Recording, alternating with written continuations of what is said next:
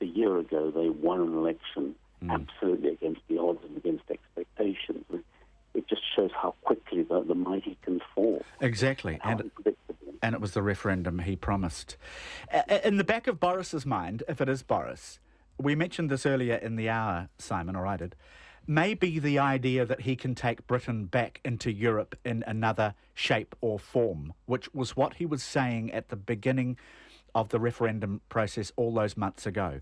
Do you think this can be done? I have to say, I don't think it can. Britain would be in the role of supplicant now, and I actually think the European Union leaders are going to try and shore up the institution, because already we have the Dutch tweeting, Geert Wilders, the far-right leader there, tweeting and saying that the Netherlands must be next. There's going to be a lot of pressure from parts of Europe now, and I suspect the attitude will be to put that down. You know, the Germans and the French both have elections next year, and I think that there'll be no question of Britain being able to stay after this. It's just a matter of time. I mean, it will be set in motion. Article 50 will be triggered, which is the sort of constitutional process where a country gets out of the EU. And once that's started, there's not really any coming back. So it's a very permanent change. So the changes in Europe could yet be immense, could they? My last question to you, really, Simon, because the Eurozone could be in danger of collapse irrespective of what happens, and the mood could become contagious? I think that's right. And the pressure on the institutions of Europe and on the Europeans and on the Eurozone are now absolutely immense. But the other thing is, this is a very divided country. You know, London voted so overwhelmingly in favour of Remain. Scotland, nearly 70% voted in favour of Remain. This is a very divided country, and how that's going to be reconciled, that's going to take a while to see. Very good of you to talk to us after a night without sleep, Simon Walker, and nice to hear your voice again. Thank you for coming on. So what an important day it has been. Last thoughts, maybe, on this.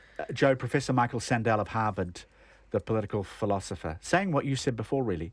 When it's connected to borders, the desire to reassert control over borders, he was talking about the possibility of Brexit, also shows the close connection between a sense of disempowerment and a sense that people's identities are under siege. Yeah, and that was what you were saying about globalisation, the reaction against. I think identity is under siege. Identity is, as I said right at the beginning, it's largely mythological, it's largely fabricated. A country, someone said a country is a unit of people based on agreed lies and a hatred of others. Agreed lies about their past, and that's true of Great Britain and numerous other countries. But I don't think that the European experiment has actually worked. I think the euro has been a disaster for the countries near the Mediterranean. I don't think... look at the mess of Greece. In 1979, I was working in Spain, and the difference between Spain and France, the gulf between... Franco had only been dead for about 3 years, and Spain was an extraordinarily different nation. And to think that it's in bed with Germany now is still bizarre to me. And the following year, I went to work in eastern France, and the passion in Lorraine and Alsace, and in the passionate hatred of the French there for the Germans, because that part of the land had changed ownership a dozen times in the previous 100 years. I can't see that being cured. And the current riots in Paris were largely about Frenchness. I think the European experiment is coming apart. I think young people think differently, actually, and young people want to pull together. We've seen it. And it's really pitting the younger generation against the older generation, as you pointed out yourself. There's some truth in that. It's been an amazing day in the UK. Dita DeBoni, thank you so much for coming on the panel. Joe Bennett, always a great pleasure to have you on too. Thank you. Thank you, Jim. And more on the Brexit. Checkpoint, John Campbell, coming right up.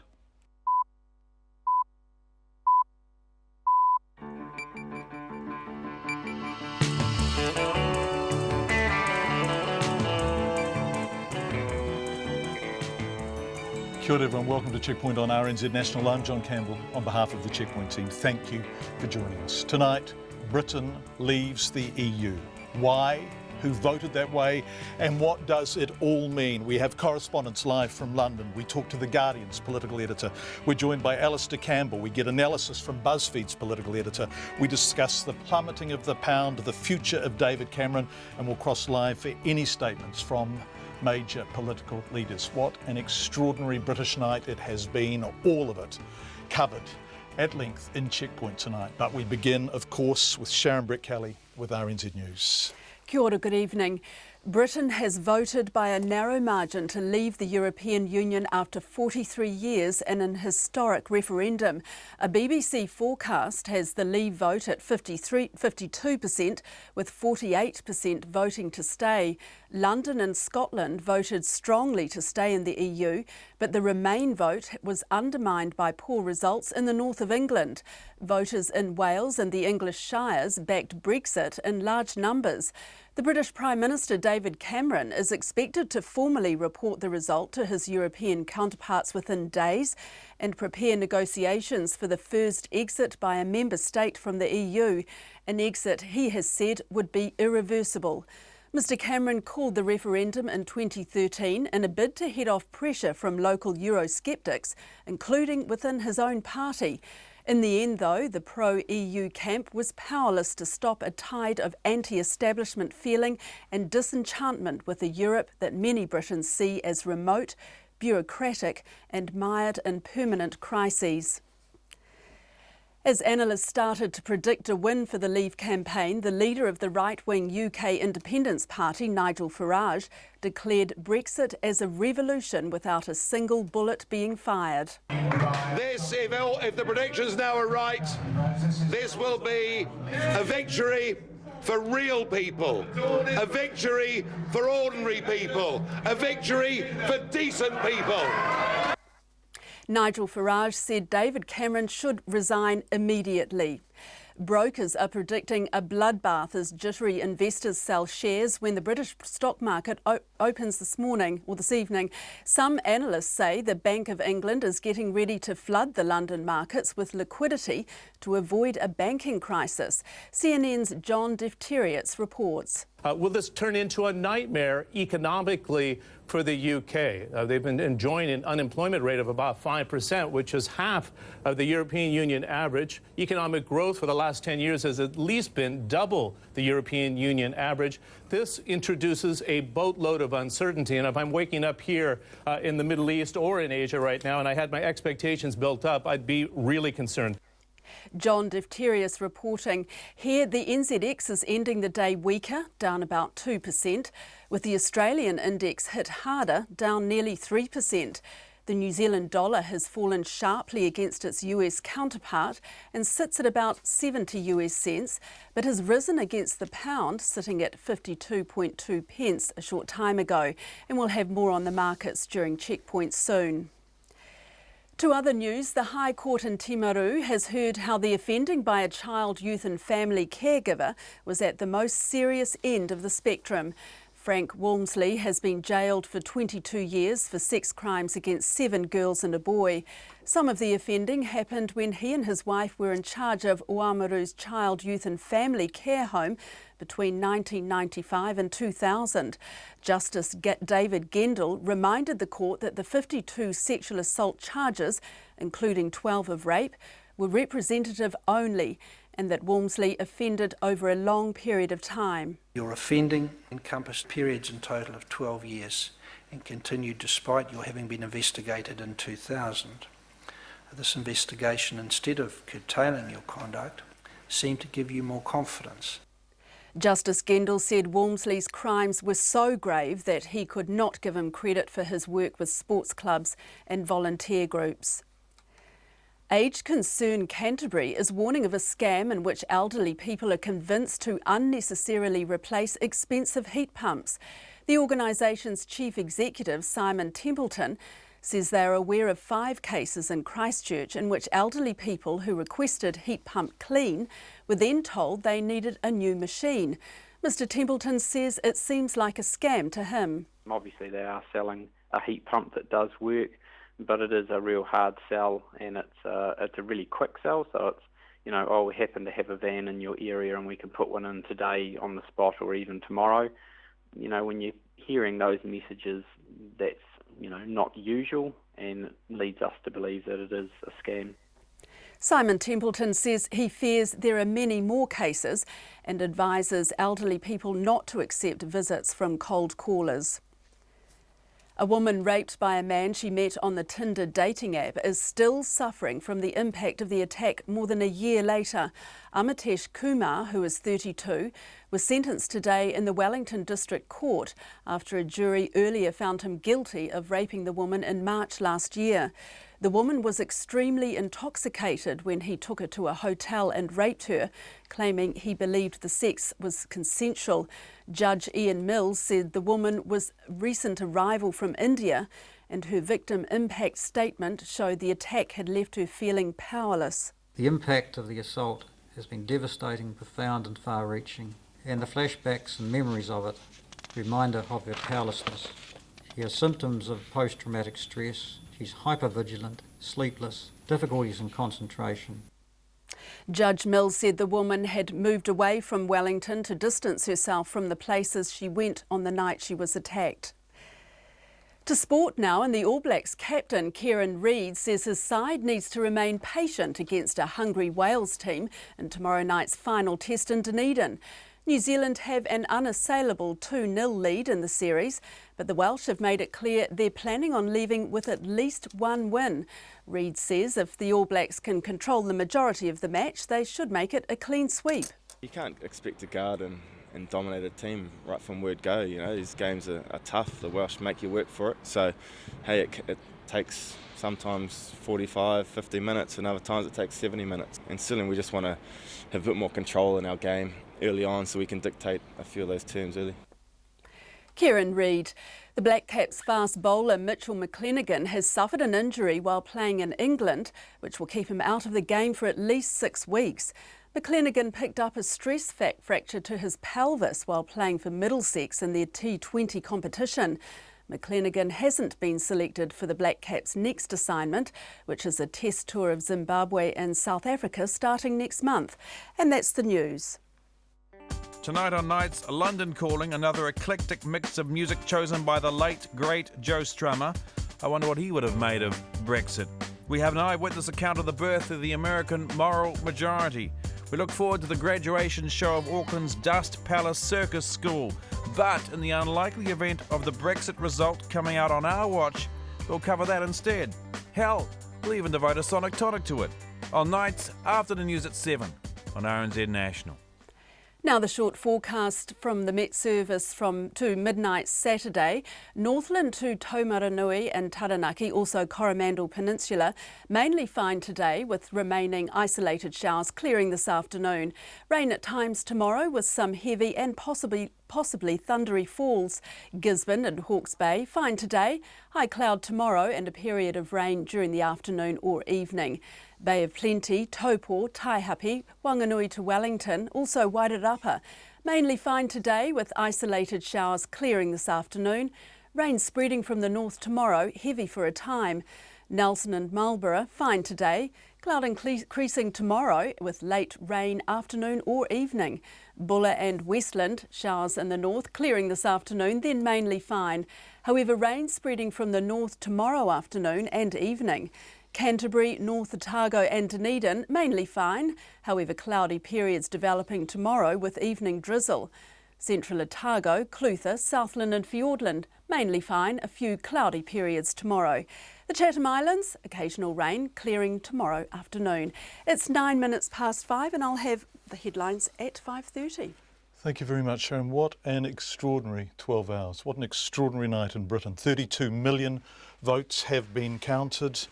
And it's 52-48 in favour of leave. 8 authorities still to come in, but they would all have to vote to remain for that overall result to change. We've got so much reaction. We have the political editor of The Guardian, we have John Campbell, we have BuzzFeed's political editor, so many people to talk to. In fact, and we will update the latest poll results in a couple of minutes, but a very short time ago, just before we came on air, I grabbed The Guardian's political editor, Anushka Asthana, and I spoke to her and asked her why. Because people all across the country are really, really angry, and it's like a kick in the teeth for the political elite. You know, I went around the country and I talked to people, and the number one issue that was worrying them about Europe was immigration. They just felt we had no control over our borders, and they were angry about it. But what was interesting was you got the same message in areas of high immigration as low immigration. And the reason for that was that it was about something bigger than that. It was about people feeling insecure in their jobs, about their wages, about the public services, and not feeling that the National Health Service was really serving them the way they should. And it is a big blow for all the Westminster parties. And it leaves David Cameron where? Well, we are waiting right now to see him come out of the door of Downing Street. There are people saying that he should not resign, but clearly this is a huge blow to his premiership. I think in the interest of stability and for the national interest, there will be a lot of pressure to say you cannot go straight away, but he'll have to go soon. And it will be devastating for him because he did not want his leadership to be defined by Europe, an issue that has dogged his party for years. He wanted to be the Prime Minister who changed the life chances of the poorest in the country. But actually, this is all he will ever be remembered for now, in the same way as Iraq was the one thing that people think about when they talk about Tony Blair. Anushka Asthana, who is The Guardian's political editor. We're going to go now live to London. Our correspondent Natalie Powell is standing by to join us via Skype from Parliament Square. Natalie, what an extraordinary night. What are the results as you have them to hand? Well, within the last few minutes, we've just found out that there is no going back, that the Leave campaign have clinched the number of votes that they've needed to gain the majority. The Remain campaign can do no more. So it will be a Brexit for the UK. And we are now waiting to hear from the powers that be here in the UK confirming that. We are, of course, waiting for the official announcement, which will be made in Manchester by the Chief Counting Officer, Jenny Watson. But the Leave campaign have all the votes they need now to be ahead and firmly in that spot. We are leaving the EU. Natalie, quite a striking geographic breakdown. Can you tell us who voted to leave and who voted to stay? Absolutely, very striking indeed. Now, unsurprisingly, Scotland and London were very much in the Remain camp, but it would appear that the rest of the UK certainly wasn't on board. Huge losses in the north of England, surprisingly quite big losses in the south of England, and losses across Wales as well. Most of those really coming as quite a surprise. We always knew that this would be a fairly tight contest. The polls have been showing that it would be neck and neck for a number of weeks now. But this last week, the Remain camp had slightly got the edge, and many people were expecting, given that being in the EU is the status quo and this campaign would be essentially decided by those who were undecided, that those people would actually go and vote for the status quo. And it would appear that either they didn't turn up to the polling stations or they decided to leave. Yes, what does this mean for David Cameron? We just asked Anushka Asthana that, and the question now is simply when he will go. Is it when are you expecting to hear from him there? Well, he's expected to talk at around about 8 local time. That's in about 2 hours, or certainly after that time, we understand. Now, there are huge questions, of course, about what this means for him, about whether indeed he will step down. Perhaps we may hear from him when he speaks on this about stepping down. However, we know that David Cameron has already said that he won't step down if he doesn't get the result that he wanted, which would be to remain. We've also heard from 84 of his Conservative MPs that were in the Leave camp saying they want him to stay on as Prime Minister, but a lot of experts, a lot of analysts suggesting that after this, there's simply no way that he would be able to do that, or certainly it would be very, very difficult for him to do that. It has been, of course, a huge loss for the Prime Minister. Natalie, I know you've got to go and talk to other countries. It's a very busy day for journalists in the UK, but quickly before you go, those 84 MPs, did they include Boris Johnson? Does anyone know? Do you know what? I wish I had the results, those details on that, but I certainly don't know that. But talking of Boris Johnson, he will be very happy indeed. Of course, he's been one of the leaders for the Leave campaign. His slogan all along is taking back control. And it certainly looks like his voice behind this has been very, very strong indeed. And a lot of people have been listening to him. And he is, of course, suspected to be a candidate for the next Prime Minister here in the UK. Perhaps that was his plan all along. Natalie Powell, live from Parliament Square in London. Thank you so much, Natalie. We appreciate it. Yes, Boris Johnson campaigning for departure. Alistair Campbell, Tony Blair's infamous, whatever you think of him, spin doctor, very much campaigning for Remain. He is these days a media consultant and strategist. He was obviously very much at the heart of Tony Blair's election into the job of Prime Minister, going back quite a few years now. He has been campaigning for Remain. What does he think of it? I mean, seismic in terms of the implications for our economy, for our politics, for our security arrangements, and for our relations with the rest of the world.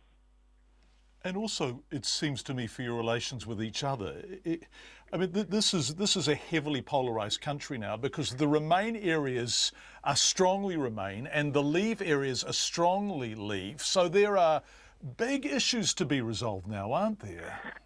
No, I think what's been exposed is massive division within the country. I think this is now a very divided country, and there are divisions within the divisions. I mean, I'm in at the moment in London, which has voted very, very pro to remain in the European Union, but also within London there's a lot of poverty.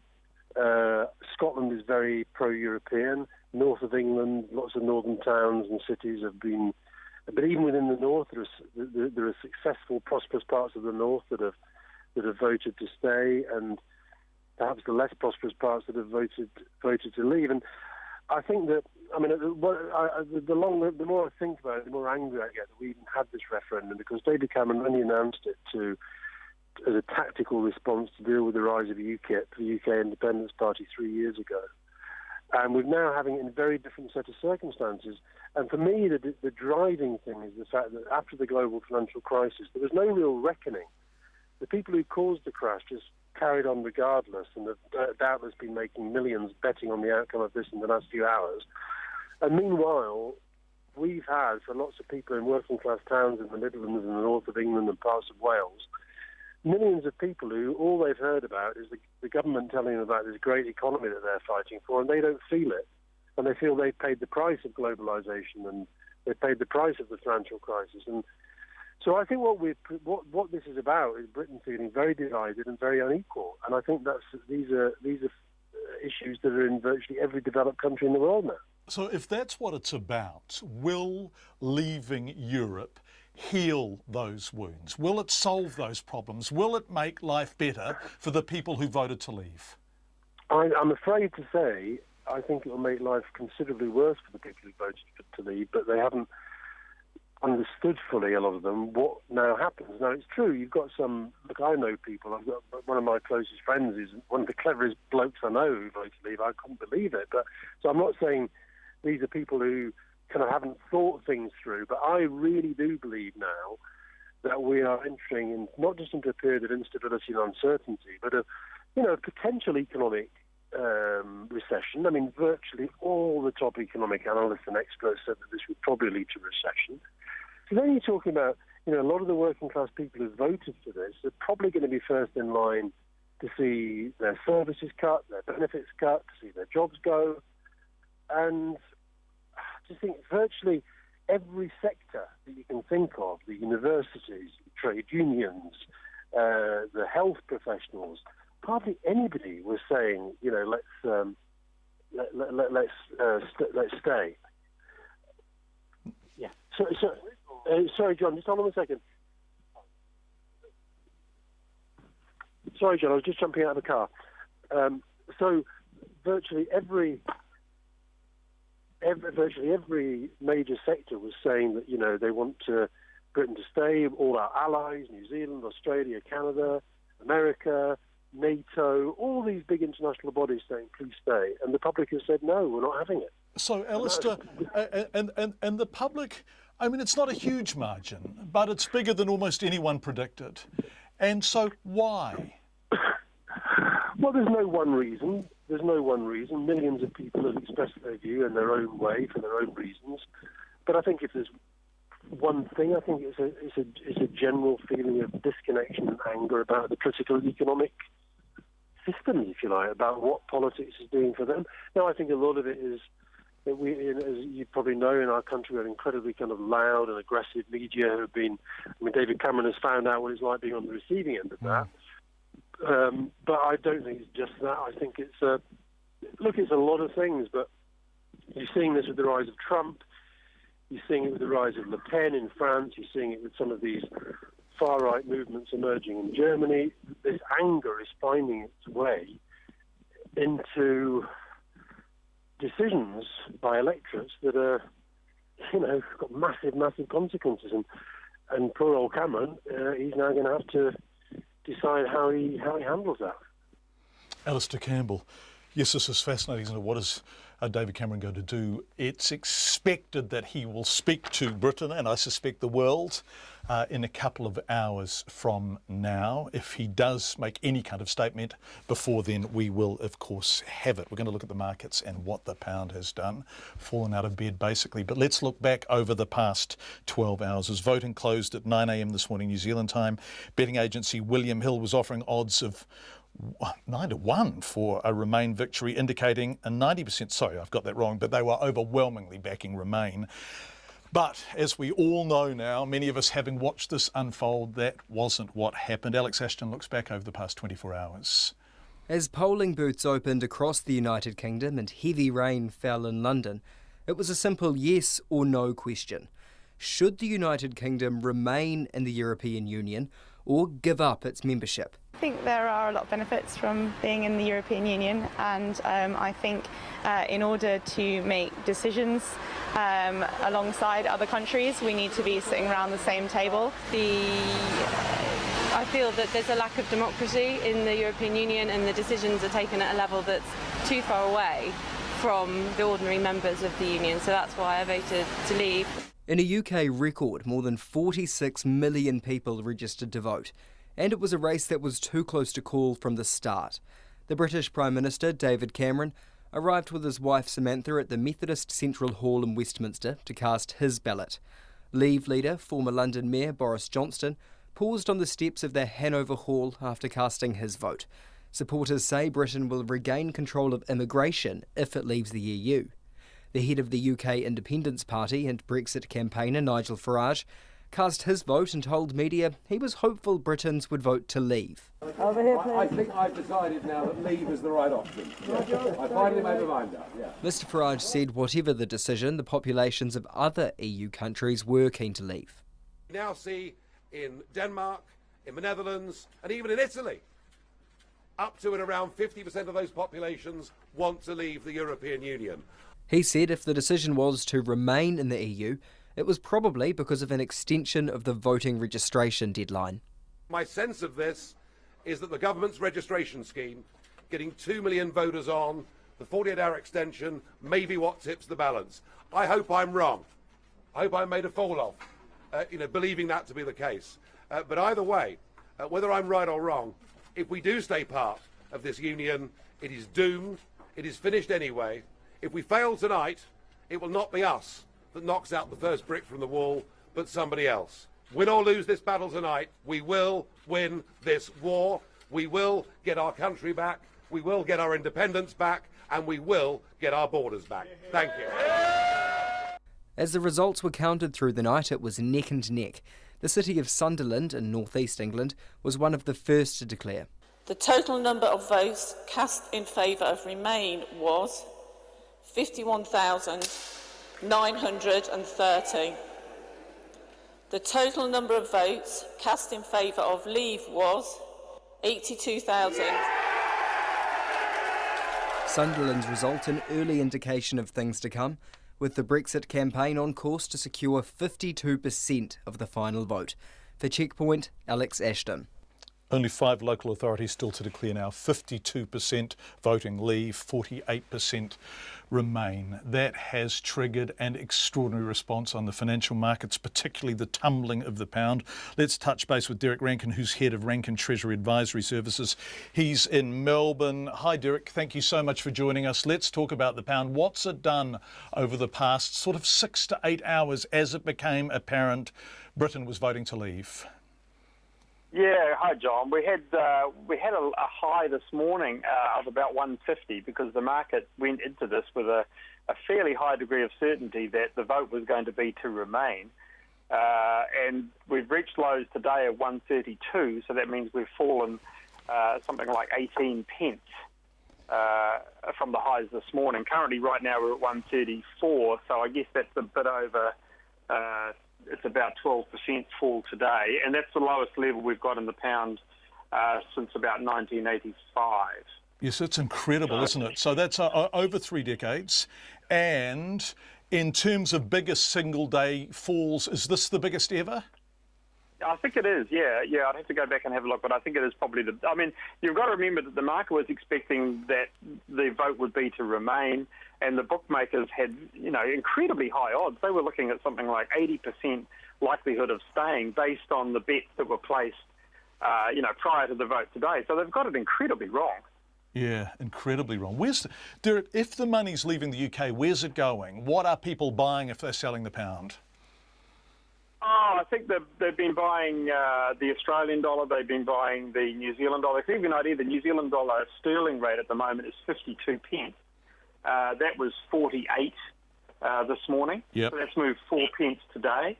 So they've been buying New Zealand dollars, they've been buying Australian dollars, obviously buying US dollars. And the euro has fallen a bit today as well. And the principal currency that's moved a lot today has been the Japanese yen. And of course, Japan doesn't want its yen to go up, does it? I mean, it's the last thing they want in Japan. They're desperately trying to stimulate their own economy. So is there a domino effect in terms of the markets? Yeah, I think that, markets are very interconnected. I mean, the Japanese Nikkei is down something like about 8% today. So we're getting movements on share markets as well as currency markets. But I just caution that this is the knee-jerk reaction, and it's a knee-jerk reaction because the market was thinking it was going to be the other way. I think it'll calm down, and I think you'll find that things will stabilise going into next week. Because at the end of the day, even though they've voted to leave, there's going to be years of negotiation of trade agreements. Nothing's going to change overnight. Yes, this is interesting, isn't it? The pound had actually risen and continued to rise because the first few votes, the first result that came out was Gibraltar, which obviously just desperately wants to stay in Europe, and off the markets went, and everyone said, that's sorted, we're staying. So actually the pound did go up at first, didn't it? Yeah, it did, and I think my theory on the bookmakers was very much that if you actually looked at the makeup of the UK voting, a lot of people that are conservative establishment, prime ministers and cabinet ministers and people like that, a lot of people with businesses, they obviously looked at it from an economic point of view and said, well, gee, it's a good thing to stay. But, the lower levels, people out there, the battlers, if you like, the people out there that are battling to pay the rent, they're overcrowding in schools, doctors' visits, hospitals, all of that. They had a much greater focus on migration rather than the economic issues.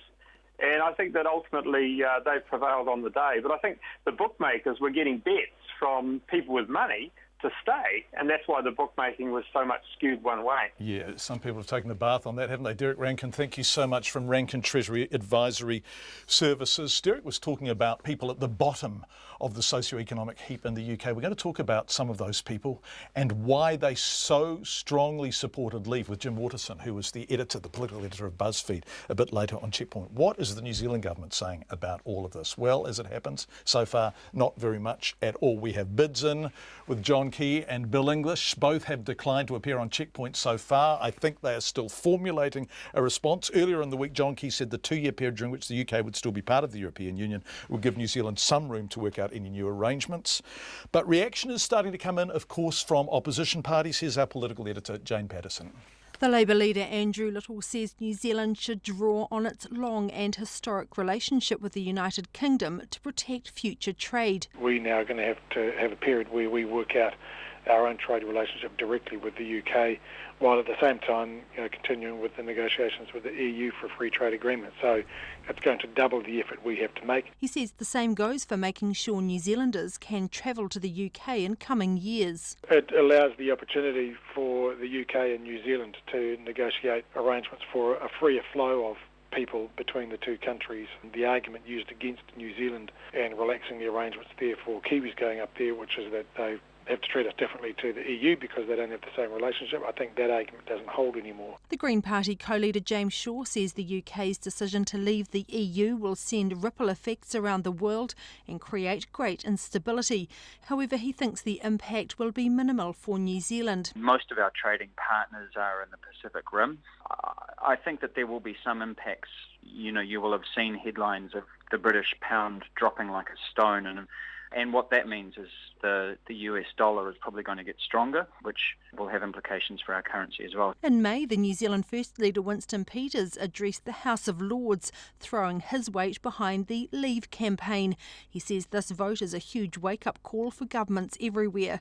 Mr Peters says it shows ordinary people are sick and tired of being ignored. And they came out in huge measure in the UK to make it clear what they thought of the kind of experts who have been leading them by the nose and misleading them most of the time. Now, that should be a lesson to people in democracies everywhere around the world to pay attention to ordinary people's needs and desires, that they are, after all, critical to the economic and social future of any country. Winston Peters says New Zealand now has an opportunity to reconnect with the UK as a trading market. From Parliament for Checkpoint, Jane Patterson. Winston Peters talking about ordinary people, whatever ordinary people are. To get a reaction from the streets of Wellington, our reporter Maya Burry went out to ask people what they think. I'm from Austria originally, and from a European perspective, it's complete madness. Complete madness. I don't think there will be any changes to us, really. It will inevitably have impacts in terms of trade, relationships, defence, all sorts of things. It's very sad. Then we'd have to renegotiate everything with him that we've negotiated with the EU, so it would impact us. And we lose a friend that speaks in our favour as well. If the British pound drops against the Kiwi dollar, it means that my pension coming in from the UK is going to decrease. I think either way it's going to have impact, and the fact that it was really close is probably going to have further impact for Britain. I think everyone would be really shocked about that because everyone thinks it's going to be fixed to stay in the EU. So, good and bad, I suppose. It might open newer export markets, not being reliant on the EU. Quite shocked, actually. I wouldn't think that they would go for that. It seems like unnecessary, to be honest.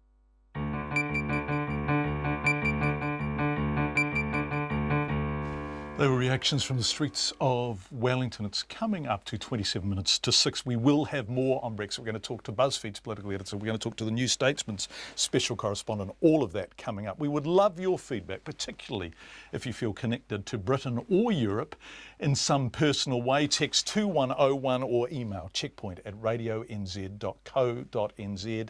2101 or checkpoint@radionz.co.nz. Don't forget Twitter and Facebook. We would love to hear from you about what you think of this decision. Other news coming up. A man in charge of an Oamaru child, youth and family care home has been sentenced to 22 years in prison for sexual offences, and a 16-year-old cancer sufferer who'd been living at Te Puia Marae gets a new home. All of that and more on Brexit between now and 6. But first, headlines with Sharon Britt-Kelly. Kia ora, John. With most votes now counted, Britain has chosen to break out of the European Union, striking a resounding blow against the bloc. The projected margin between the stay and remain results is 4%. London and Scotland voted strongly to stay in the EU, but the remain vote was undermined by poor results in the north of England. Voters in Wales and the English Shires also backed Brexit in large numbers. The result is sparking turmoil on the financial markets, with sterling at its lowest level against the US dollar in more than 30 years. The leader of the UK Independence Party, Nigel Farage, called for British Prime Minister David Cameron to resign over the result. Scotland's First Minister Nicola Sturgeon said the vote makes clear the people of Scotland see their future as part of the European Union. The New Zealand government is yet to make any official statement, with ministers saying they want to wait to see the final result and the response from the UK itself.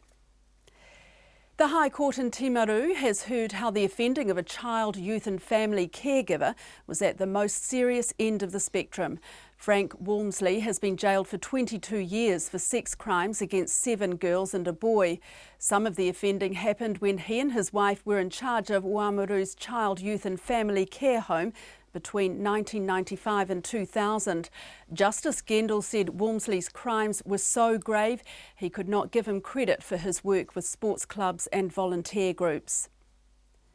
The government has promised to invest more money in Queenstown to meet the challenges of the tourism boom. An extra $36 million investment to increase the size of Queenstown schools was announced today, but Associate Tourism Minister Nikki Kay told RNZ News government money will continue to be needed to help Queenstown manage the growing number of tourists. And that's the headlines. I'll be back at 6 with more. Thank you very much, Sharon. More on Brexit coming up. But yes, Frank Russell Walmsley, 22 years in prison. His victims include 7 girls and a boy, with the offending spanning 12 years. 4 of the victims were in his care when he and his wife were in charge of Oamaru's child, youth and family care home between 1995 and 2000. Colin Young was in the High Court in Timaru for the sentencing. Today's hearing was highly charged, with the families of the victims filling the public gallery and the victims themselves watching from locations around the country via an in-court camera. One of Walmsley's victims from the Oamaru care home, who cannot be named, read a victim impact statement and said she was treated like a piece of fresh meat. He would sometimes leave me with injuries to my genitals after he'd bad touched me. I was never given medical help. Holding back tears, the woman, who was 13 at the time, said Walmsley had destroyed her life. She could no longer trust men, and the first time her partner tried to touch her while she was sleeping, she attacked him. I dream all the time about what happened, and I wake up crying and having panic attacks. I can't breathe, and I have to sit up and make sure I am on my own. The mother of 3 turned to cannabis to numb her pain, and last year lost her 3 children when they were put into the care of Child, Youth and Family. At this point, the strain of reading her statement became too much, and she asked the head of the police investigation, Detective Sergeant Rebecca Hill, to continue for her. It has been an enormous struggle knowing that the children were going into the same system that I was in, and that I was responsible for my abuse. I was really concerned about their safety, but I couldn't do anything about it. Another of Walmsley's victims, from a family he targeted between 2005 and 2012, said he would tell her she enjoyed him raping her. I never liked it. It hurt me and made me feel angry, upset and guilty. Guilty because I felt and still do feel responsible for what he did to my sisters. Knowing that I could have stopped it from happening, but I didn't. I still feel that guilt today. Like all of Walmsley's victims, she was troubled and had been sent to him for help in his role as a respected member of the community, something she said made it difficult for her to speak out. Frank said no one would believe me, and if I did tell, I would get into trouble. I felt trapped and felt like the only way out to end it was to try and commit suicide. The court heard from a number of victims that he would threaten to assault their younger siblings if they didn't give him what he wanted. In passing sentence, Justice David Gendel reminded the court that the 52 sexual assault charges, including 12 of rape, were representative only, and that his offending was sustained over a long period of time. Your offending encompassed periods in total of 12 years and continued despite your having been investigated in 2000. This investigation, instead of curtailing your conduct, seemed to give you more confidence. Justice Gendel said Walmsley's crimes were so grave that he could not give him credit for his work with sports clubs and volunteer groups.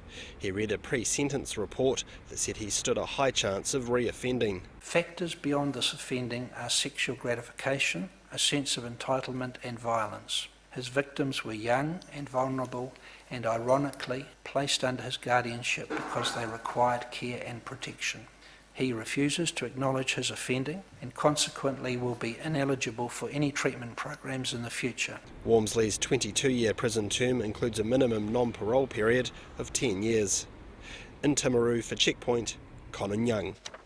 What does Viv say about this? Well, in a statement, Deputy Chief Executive Viv Rickard says he's sorry, very sorry about what happened to these young people. Frank Walmsley has not only betrayed our trust and that of the young people he abused, he's also damaged the reputation of the many caregivers who provide loving, nurturing homes for children in our care. Mr Rickard says during the time Walmsley and his wife were carers, the Ministry investigated several concerns unrelated to sexual offending. After allegations of sexual offending were investigated by police in 2000, the Ministry decided to terminate the couple's contract. Mr Rickard says he encourages anyone who was in that home and was abused or neglected to please contact SIF. Let's turn now to the reaction to the Ombudsman's report into the State Services Commission inquiry into leaked MFAT documents. Now, if this isn't on your radar, in short, the Ombudsman has said the State Services Commission acted unreasonably during its inquiry, exceeded its terms of reference, and did not treat a senior diplomat fairly in accordance with the principles of natural justice. The inquiry was led by Dame Paula Rebstock, who's not returning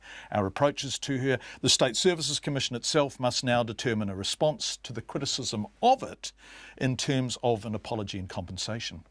But Neil Walter, a former CEO of MFAT and also an expert witness to the inquiry, says the response to the Ombudsman's report must now address the serious and substantive issues it raised. I was disappointed at what I thought was a rather dismissive and off-the-cuff response, both from the Prime Minister and the Minister of Foreign Affairs.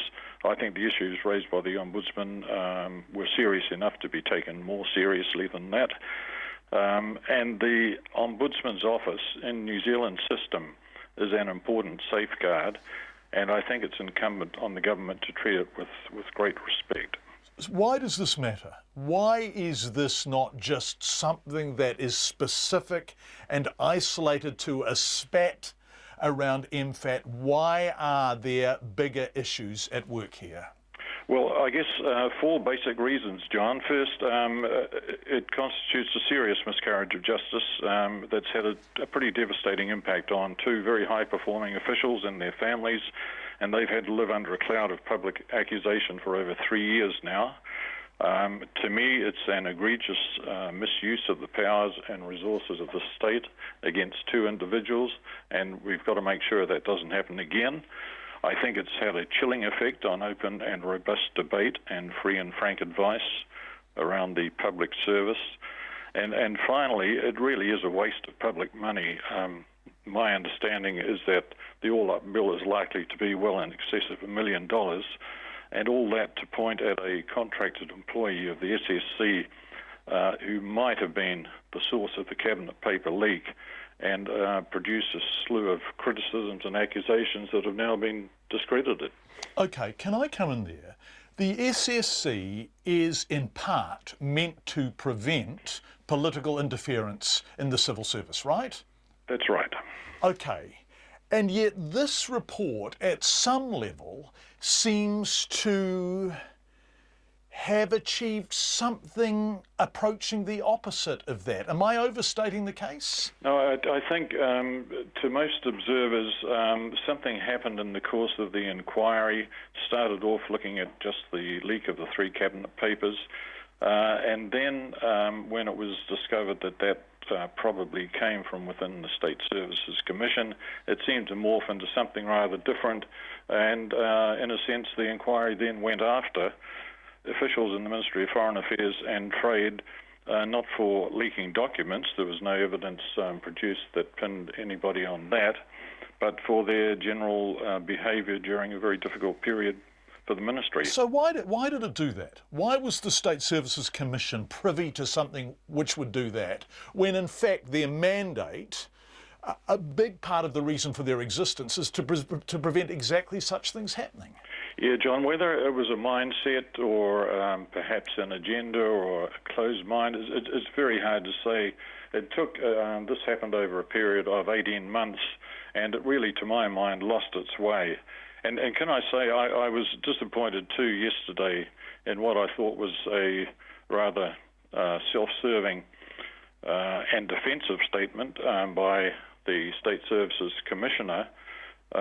He defended his actions, but the Ombudsman has carried out a very thorough and very comprehensive review over a span of a couple of years and has come up with a really serious indictment of the inquiry and how it was run. And the allegations and criticisms of both Derek Leask and Nigel Fife have in effect been ruled invalid.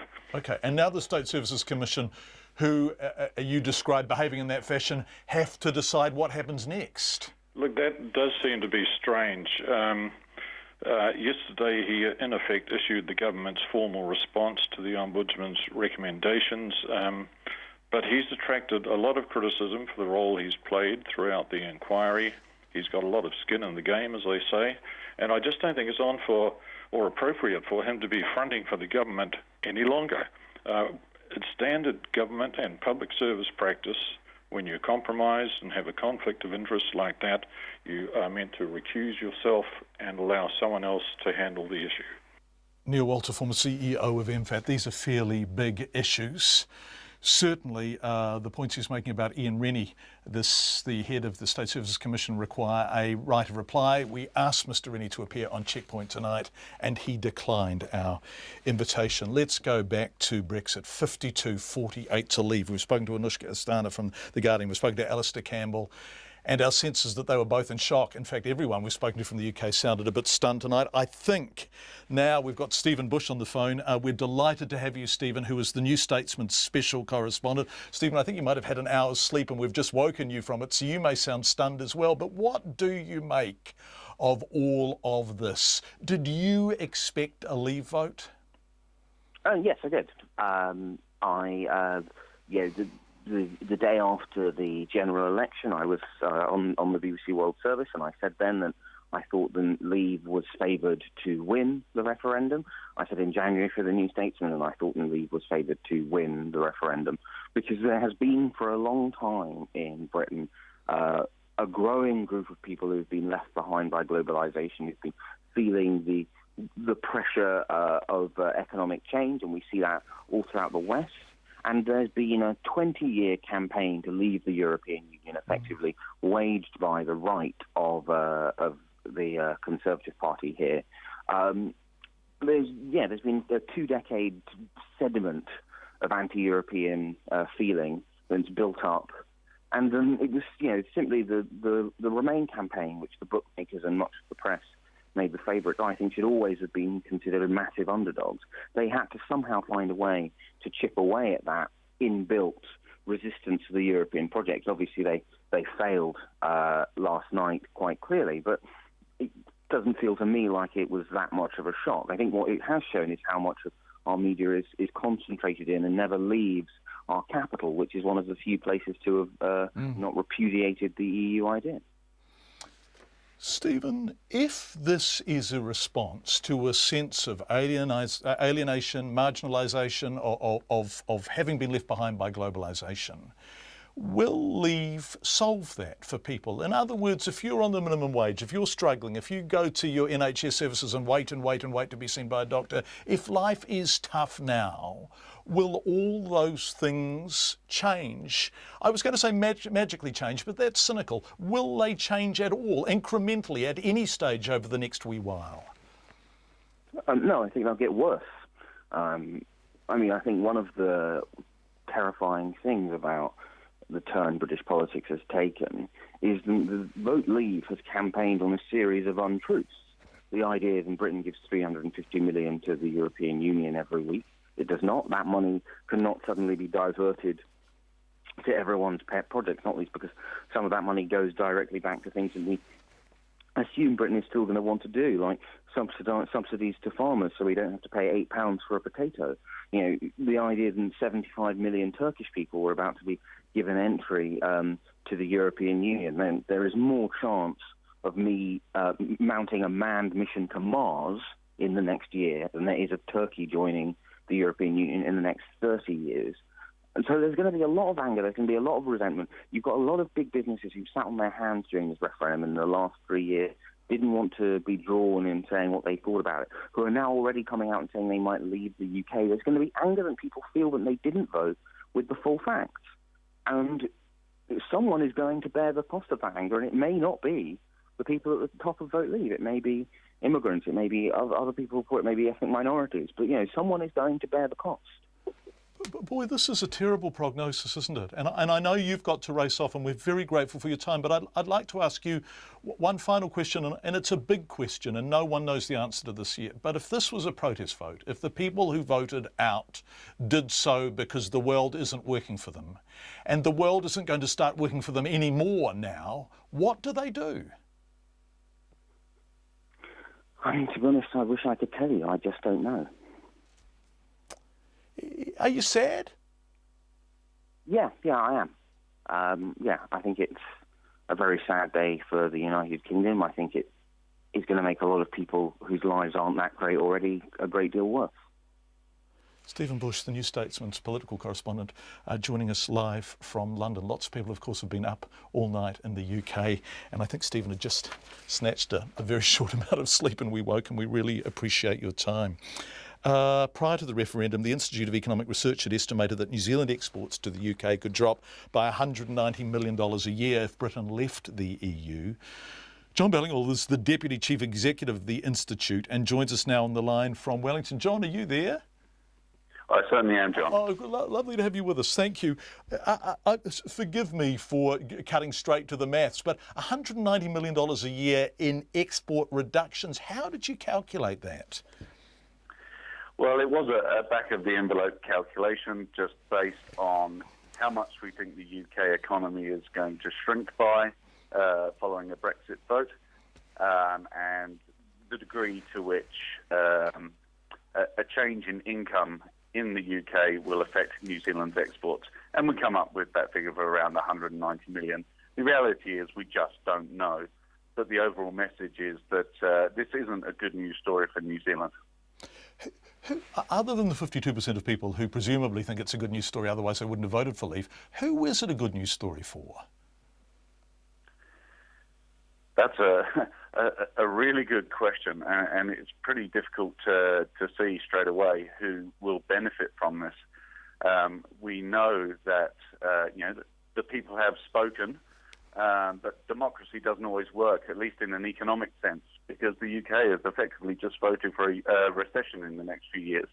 We know it's going to become much tougher in the UK to find jobs, to lift wages, and it's going to become more difficult for UK firms to export as well. So it's pretty hard to see who the immediate winners are from this.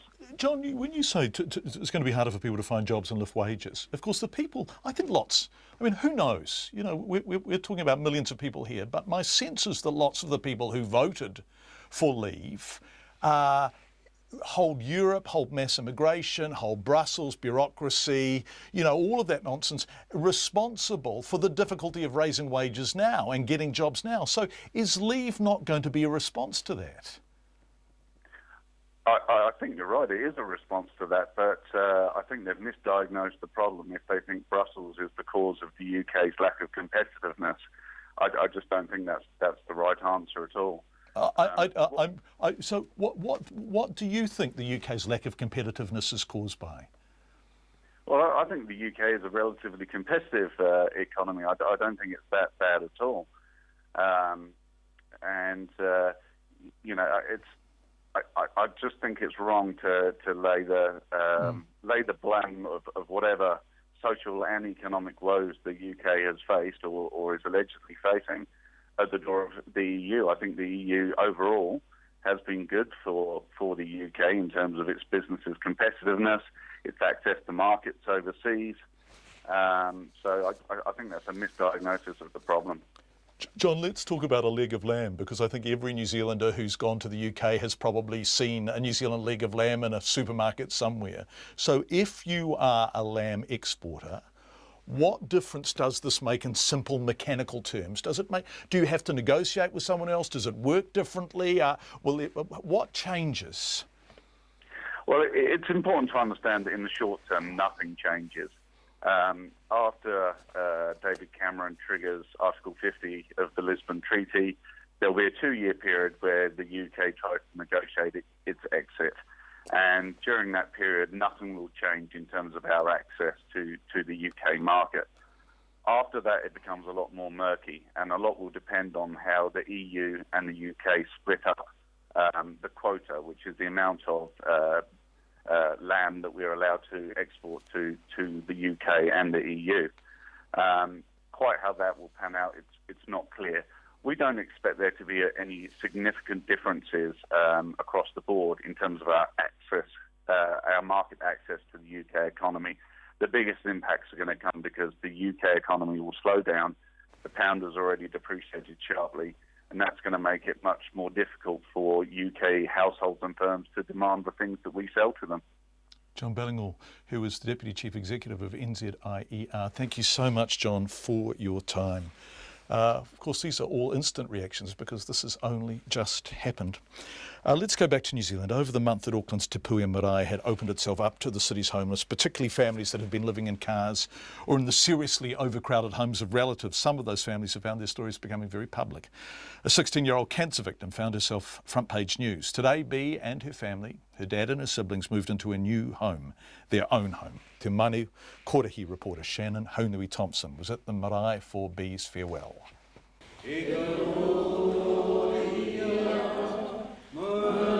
Up to 30 volunteers gathered in the whare nui at Te Puia to farewell Bea, a karakia and a hymn to bless her family.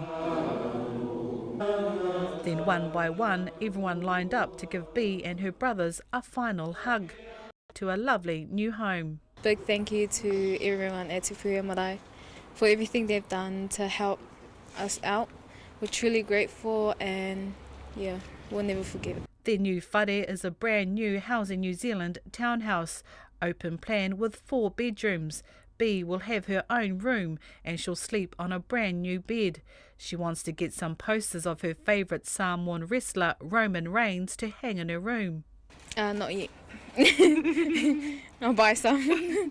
I started liking him when I found out that my cousin liked him. Yeah. But my sister's the biggest wrestler fan. Quietly in the corner, Bea's dad, a solo father, watches his daughter talking to journalists. He smiles and chokes up with emotion when I ask him how he feels.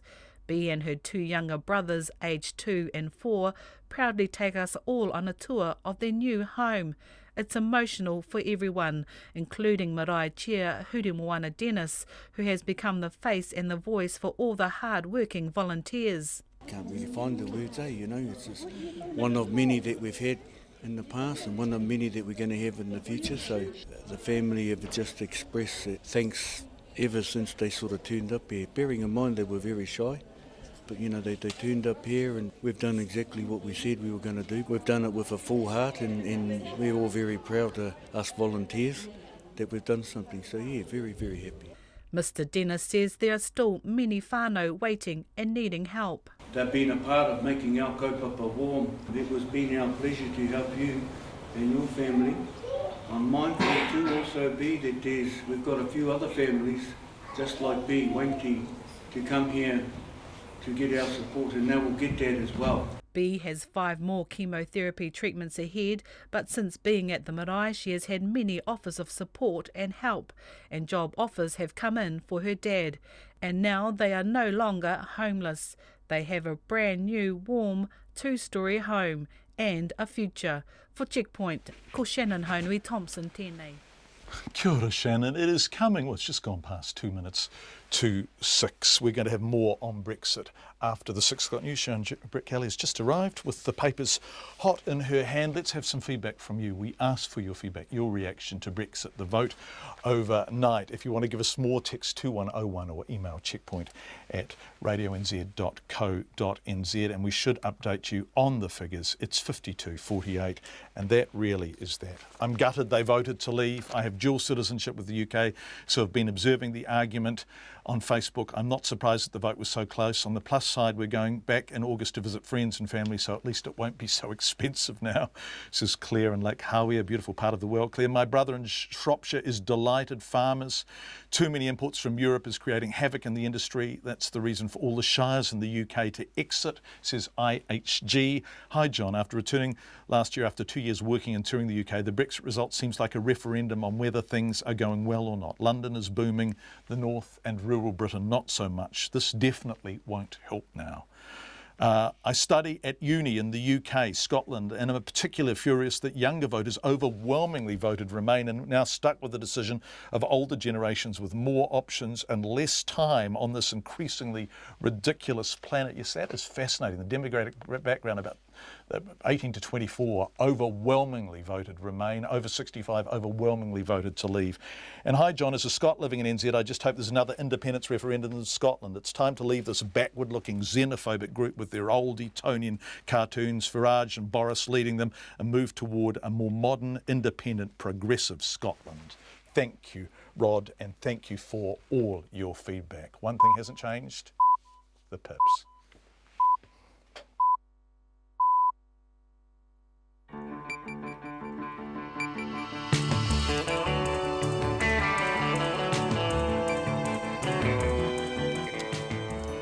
Kia ora everyone, you're with Checkpoint on RNZ National. On behalf of our excellent and hard-working team, thank you for being with us. What a day it has been. We will have more coverage on Brexit after Sharon and the news. Scenes of euphoria and dismay in the UK after Britain's vote to quit the European Union in an historic referendum. What does it all mean? Jim Waterson is the political editor of BuzzFeed UK. We'll speak to him almost immediately after the news, and we'll speak to expat New Zealand television reporter Kate King in London, who was working in Al Jazeera's newsroom over there. I think about half the newsroom in New Zealand is overnight. Amazing night to be a journalist in the UK. All of that coming up in the next 30 minutes. But first, here is the news with Sharon Britt-Kelly. Kia ora, John. Good evening. Britain has voted to leave the European Union. With most of the 33 million votes counted, the Leave vote stands at 52% and the Remain vote at 48%. The outcome sets the United Kingdom on an uncertain path and deals the largest setback to the European efforts to forge greater unity since the Second World War. At least 2 years of messy divorce proceedings with the EU will now begin, raising questions over London's role as a global financial capital. The result also puts huge pressure on the Prime Minister David Cameron to resign, though he pledged during the campaign to stay on whatever the result. An aide working in Mr Cameron's office told reporters, "We're in uncharted territory." As the vote count started to show the Leave vote was gaining ground, the leader of the right-wing UK Independence Party, Nigel Farage, said he was daring to dream of an independent Britain. The dawn is breaking on an independent, united kingdom. If the predictions now are right, this will be a victory for real people, a victory for ordinary people, a victory for decent people. Nigel Farage, who has been campaigning for 20 years for Britain to leave the European Union. The United Kingdom itself now faces a threat to its survival, with Scotland voting 62% in favour of staying in the EU. The Scots are likely to press for a new referendum on whether to become independent after their 2014 vote to stay in the UK. The Scottish First Minister, Nicola Sturgeon, says vote makes clear that the people of Scotland see their future as part of the European Union. CNN's Phil Black reports. Increasingly, Scotland is showing it wants to stick with the European Union. The people of Scotland will be waking up and once again beginning a very serious conversation on leaving, breaking up the United Kingdom. And remember, they only voted on this back in September 2014. That was the last referendum on Scottish independence, which the drive for independence lost by 55 to 45. Now the stated policy of the Scottish Government is that they would push for another referendum on this issue if it was pulled out of the European Union.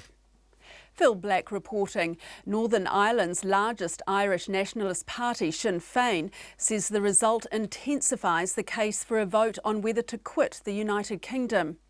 The referendum result has seen the British pound crash to its lowest level against the US dollar in 30 years, and billions of dollars have been wiped from share values in Asia.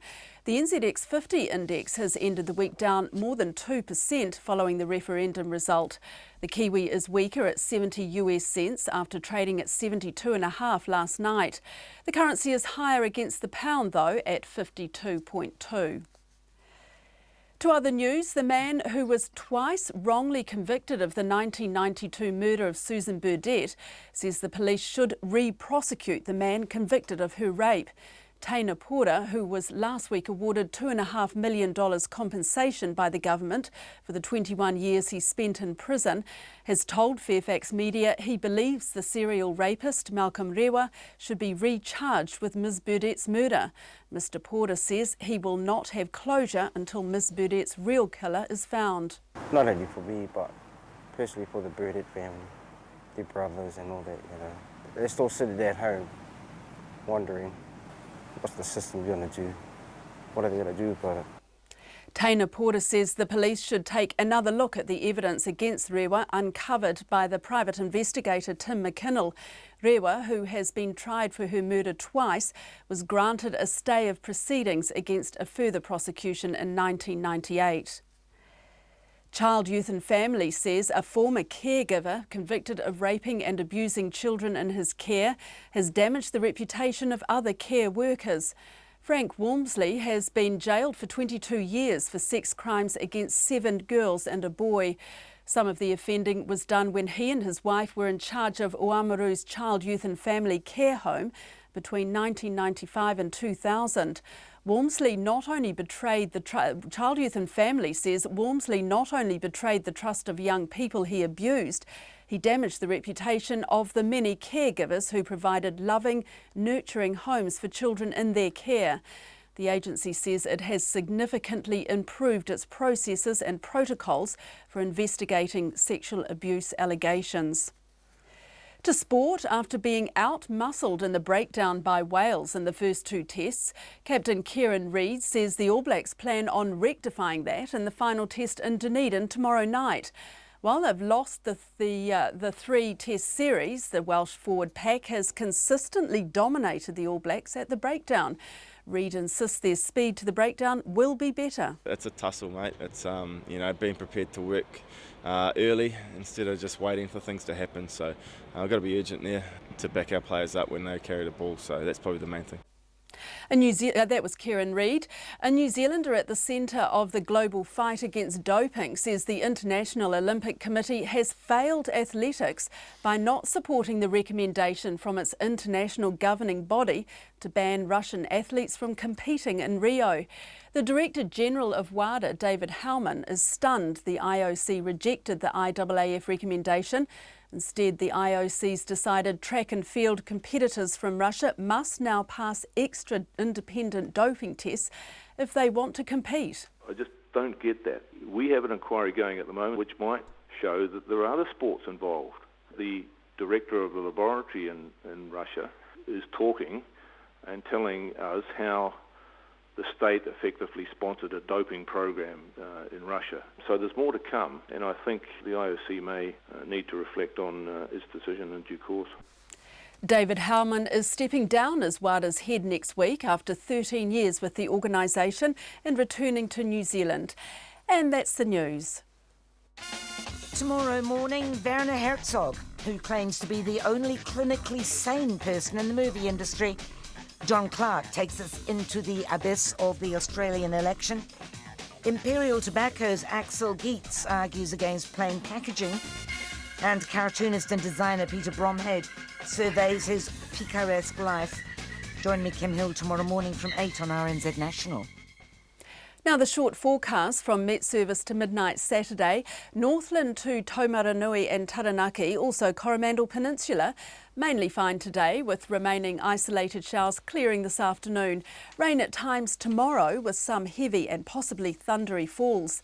Gisborne and Hawke's Bay fine today. High cloud tomorrow and a period of rain during the afternoon or evening. Bay of Plenty, Taupo, Taihape.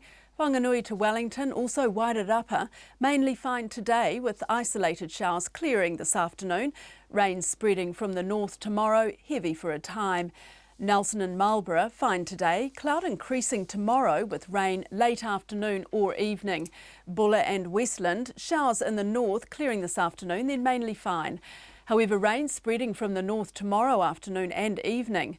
Canterbury, North Otago and Dunedin, mainly fine. However, cloudy periods developing tomorrow with evening drizzle. Central Otago, Clutha, Southland and Fiordland, mainly fine. A few cloudy periods tomorrow. Chatham Islands, occasional rain, clearing tomorrow afternoon. And that's your weather, John. Thank you very much indeed, Sharon. Have a fantastic weekend. Thank you very much.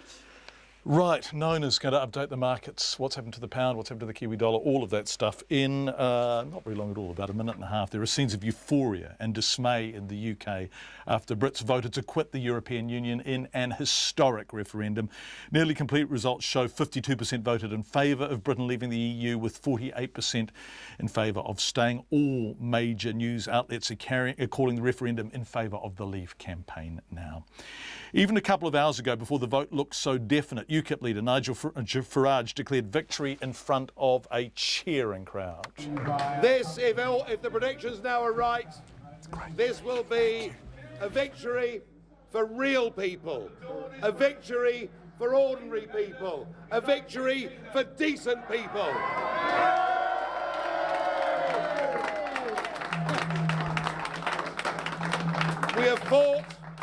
We have fought against the multinationals, we fought against the big merchant banks, we fought against big politics, we fought against lies, corruption and deceit, and today, honesty, decency and belief in nation, I think now is going to win.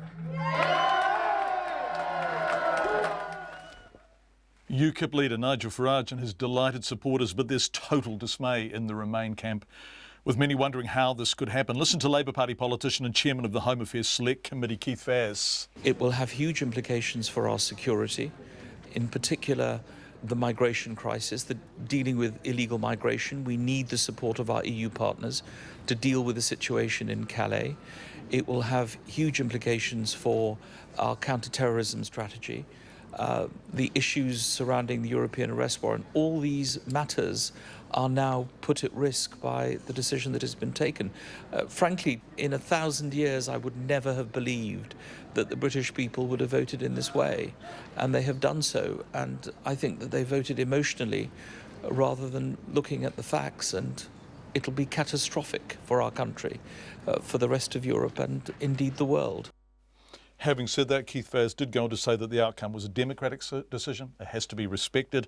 It's not yet clear exactly what this will mean now for the UK, the world's fifth largest economy. Shadow Defence Secretary Emily Thornberry, who was in the Remain camp, strongly says it's likely the most difficult days are ahead. I mean, I think in the end, it's going to be a very challenging period. We are a great country. We can get through this, but it is going to be really hard. And I think leaving aside the plan, leaving aside the economy, leaving aside what we're going to do in order to pull ourselves together, I think we also have to face the fact that half of the people in this country felt that the existing system did not work for them. And I think they felt that Europe was part of that existing system, and we have to be able to face that challenge. We're going to discuss those bigger issues with Jim Waterson, the political editor at BuzzFeed UK, in a couple of minutes. But first, Nona Peltier, welcome to the studio. Quite a remarkable day. Update us on the markets. What's happening? What's happening to the pound, first of all? Well, it's really hard to read anything at the moment. Things are moving around so much that every time I tried to update the numbers, I'd have to come back, and it just didn't move a little bit, but like half a cent, for example. The New Zealand dollar is shifting around from like 70 cents just a few minutes ago to like 70.5 US cents. So, in terms of trying to keep the numbers up to date, it's really difficult.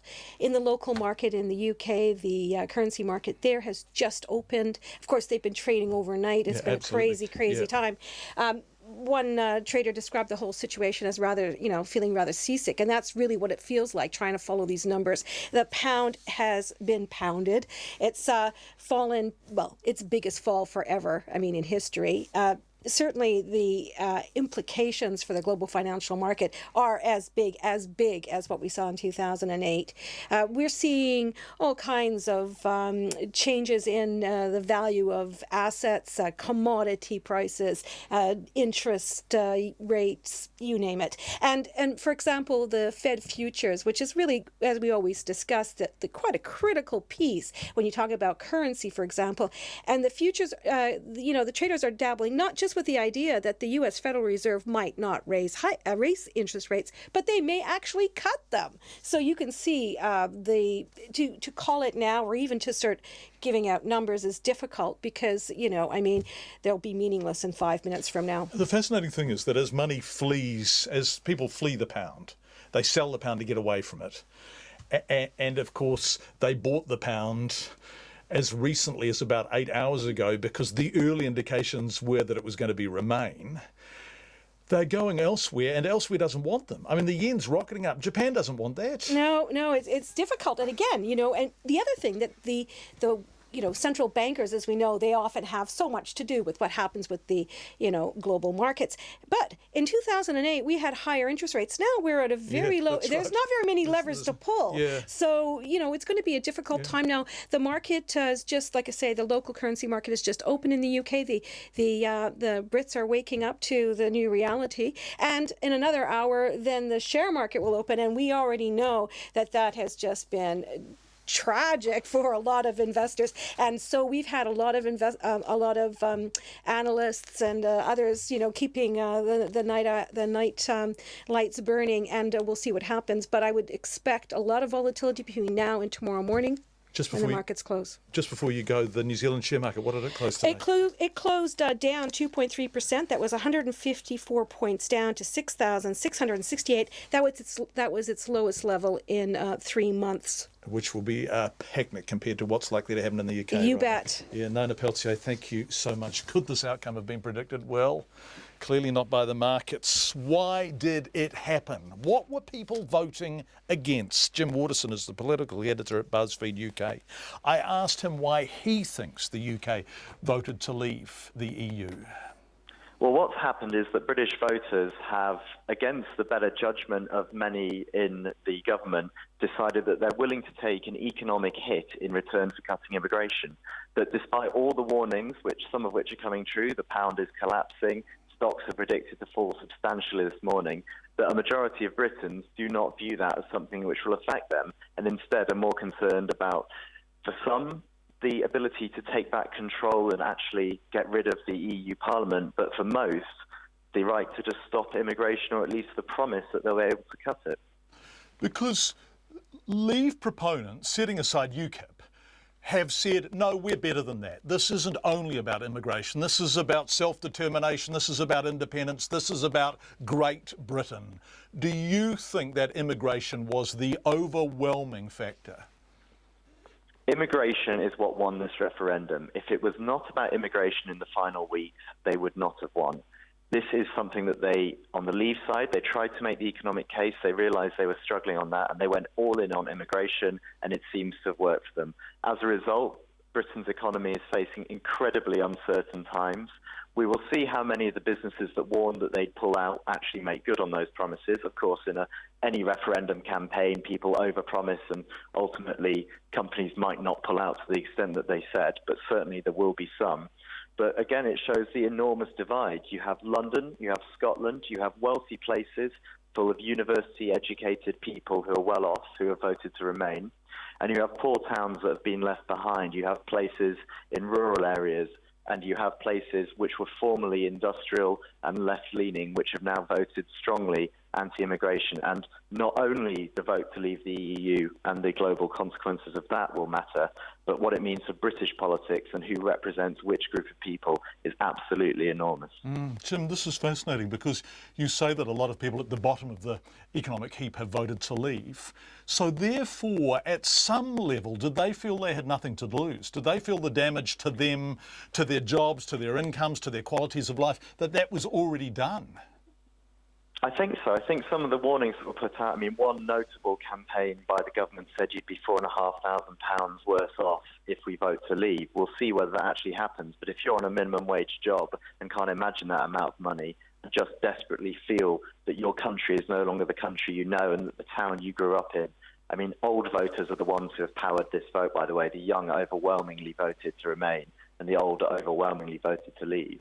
And those old voters in towns that aren't going anywhere feel that their country isn't the country they know, and they just want out. And they view this as a target for that anger. So there's such divisions, isn't there? I was just talking about this with Alistair Campbell. There are such divisions. So you have the old and young division, you have the Scotland and London versus the rest of the UK division. How do you reconcile now? How do you get these people having any kind of unity in the aftermath of this? Well, I think that this is a divide that was there, but this referendum has actually exacerbated it. It has made people care deeply about issues such as immigration, which we're bubbling under. And instead, what's going to happen, I mean, for instance, all of the major party leaders in the UK campaigned heavily for a Remain vote, but over 50% of the population have said that they don't want to listen to them. So who do those 50% of the population vote for? The only party that represents them in some respects now is UKIP, which, has previously bobbled along in the background, not being anything much of note. But maybe we'll get UKIP and Nigel Farage as a major political player in the country at a domestic level now. I mean, this is a full-scale realignment of British politics. Jim Waterson, BuzzFeed UK's political editor. Coming up to 6:20, 255,000 British nationals are based in New Zealand. Around 200,000 New Zealanders live and work in the UK, and one of them is a fantastic former colleague, Kate King. She's one of several New Zealand expat journalists based in London working for Al Jazeera. They were all very busy. Kate joins us now on the phone from London. Hi, Kate. How are you? Good evening, John. I'm shocked. Yeah. Actually, to be quite honest. Yeah. Very shocked, astonished. There was a sense, wasn't there? I mean, the bookmakers were absolutely certain. The markets were certain. The political establishment appears to have been certain. The journalistic establishment appears to have been reasonably confident that Britain was going to stay. Yeah, you're absolutely right. I mean, as I went to bed last night, it was looking like the Remain camp were going to edge it out. Like you said, when the polls closed, there were some opinion polls that came out and gave it to the Remain camp. Indeed, Nigel Farage himself pretty much conceded, and then since then has obviously unconceded. Boris on the tube last night, very London thing to happen, was talking to members of the public and asked them whether they voted Leave, and they said no, and he said, well, it's all right, we've lost anyway. So it was all looking like Remain were going to just tip it in their favour, but have woken up this morning to the news that the UK has voted out and will be leaving the EU. It seems strange to even say that. It is a real shock. It really is.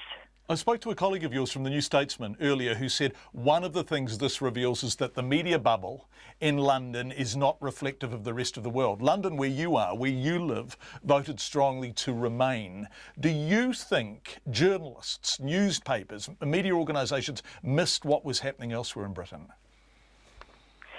I don't think they missed it. I think it's unfair to say that they missed it because throughout the campaign it has swung. Then they have talked about the fact that the Leave camp in the middle there were really quite solid in campaigning and that the Remain camp needed to do more.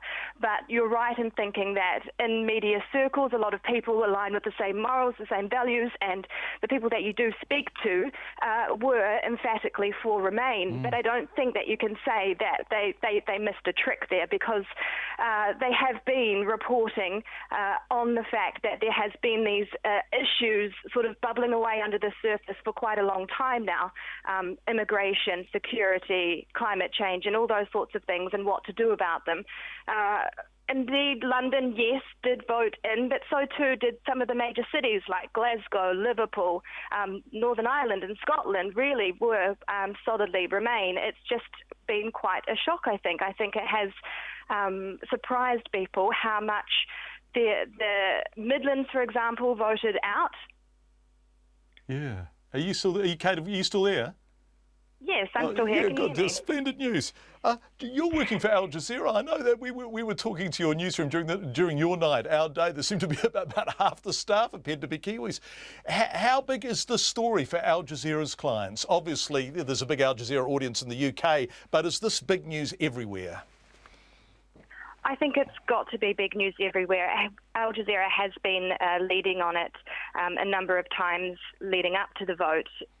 There's so many consequences that come from this, not just the political situation here, but also the market ramifications all across the world. It sort of has ripples everywhere. So while Al Jazeera's bread and butter isn't the UK and Europe, it's still a huge story for everyone, and we are leading on that. Last night, we will be today. It obviously changes with what happens with the rest of the world, but it is a huge story. Yeah, and as you said, Al Jazeera, there was a huge Kiwi contingent that were on last night, and all of those people that were there, I understand, voted for Remain, and indeed people that I've been speaking to, my friends here in London, who not all of them are in that media industry, were registered, and they said that they were voting for Remain. I spoke to a couple of people who did say that they were voting out, and their reasons for doing so was they thought there might be better opportunities for people from the Commonwealth if we did leave, that sort of thing. But yeah, it's a bit of a shock. Fascinating time to be a journalist in the UK. Kate King, former colleague of ours at TV3 and now working at Al Jazz with lots of Kiwis in London. The government, let's come home now. Thanks, Kate. The government says complaints from Queenstown about a lack of housing and inadequate local infrastructure are being heard loud and clear in Wellington. Cabinet Minister Nikki Kaye was opening the Queenstown Winter Festival, a task traditionally performed by the Prime Minister. She announced $36 million of new expenditure, mainly on schools. But as our reporter Peter Newport reports, she also had a special message for Queenstown itself. It was what the audience of business and tourism leaders had come to hear, a message of empathy from Wellington. Nikki Kaye credited Queenstown as being the main drawcard for the billions of tourism dollars that are currently driving the national economy. Beyond today's announcement of $36 million for local schools, the minister claimed that the government was investing plenty of cash in Queenstown, including enough to tackle the housing shortage. At a housing level, look, the announcements that Nick Smith made yesterday have been received very well locally. I know that there are discussions around worker accommodation happening with the council. So I'm very confident if you look at the range of initiatives, including the ones today, $36 million going to Queenstown, that the government's absolutely investing in ahead of growth here. At a business lunch in Queenstown today, economists and business leaders all made the point that action was needed.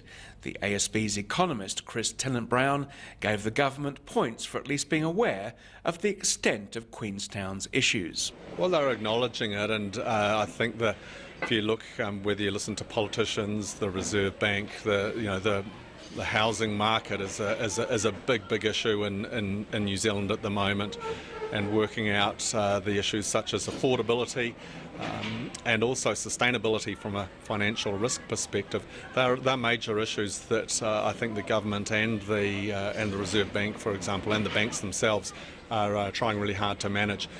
At a really unusual time, we've got very, very low interest rates, we've got record high migration, so in some ways it's not surprising that we're seeing these problems. And that was a view also accepted by Stephen Hamilton, a specialist tourism analyst. He says the trick is to avoid overreacting to the current boom cycle. There is a risk that we could perpetuate a boom and bust cycle, and that's not good for anybody. If we could have sustainable, profitable and a growth that is supported by the local community, rather than boom and bust, that would be great, with growing incomes and with people then able to afford housing. That would be great. I think council has a role in planning and in working with the private sector to ensure that the private sector is able to deliver the solutions that the destination needs. I asked Nikki Kaye if she'd be volunteering to become the new Minister for Queenstown. I think that's above my pay scale. You should ask the Prime Minister about that. The Queenstown business community, while happy with the Minister's comments, is not expecting a miracle solution overnight. In Queenstown, for Checkpoint, Peter Newport. 27 and a half minutes past 6. Well, it has been a remarkable 12 hours, I guess, and certainly as the first votes came in last night, it looked like Britain was opting for Remain. Well, those tea leaves were wrong. The final poll results now, no local authorities are still to declare. All 382 are in. 17.4 million people have voted to leave. That's 52% of those who voted. 16.1 million people have voted to stay. That's 48% of those who voted. However it will happen and whenever it will happen, Britain is going to leave the EU. Lots and lots of reaction to that. Most of you who have contacted us, terribly disappointed. Sandra from Devonport says, having witnessed a menacing and aggressive march by UKIP in Lincolnshire last year, I fear this vote gives a mandate to Nigel Farage, whose extreme right-wing views only fuel fear and hatred in the disenfranchised and deluded. And Maria says, as a Brit and proud socialist who marched against the racist British National Party in the 90s, I think we have to realise the Leave vote wasn't all backed by the far right. Many socialists and trade unions voted against what we see as essentially a European capitalist club that doesn't serve the interests of ordinary people. I hope it's these voters who will send Farage and his xenophobic supporters packing and fight for the rights of all people, including refugees turned away by Fortress Europe. Quite an extraordinary state of affairs. Obviously, RNZ News will update all of this throughout the night.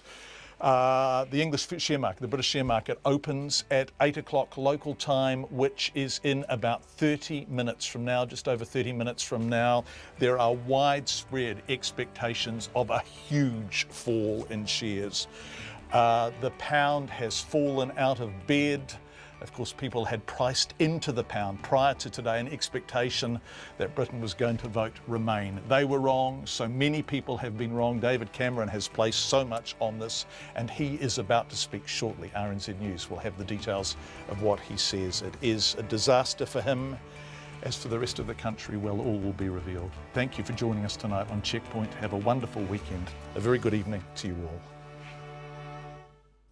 RNZ News headlines at 6:30. I'm Sharon Brett Kelly. A majority of British people have voted to end the country's 43-year membership of the European Union.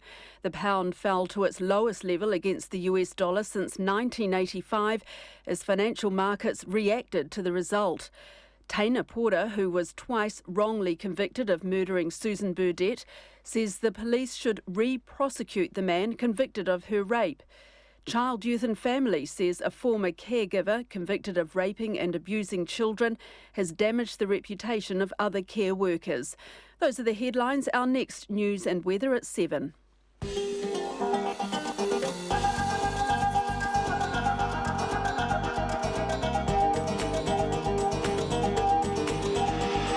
Welcome to World Watch PM. I'm Elizabeth Brown. Tonight, the Brexit referendum delivers